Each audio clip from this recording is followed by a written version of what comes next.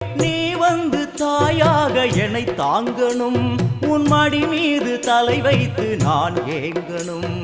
சலனங்கள் இல்லாமல் மனம் தூங்கணும், மனம் தூங்கணும், மனம் தூங்கணும்.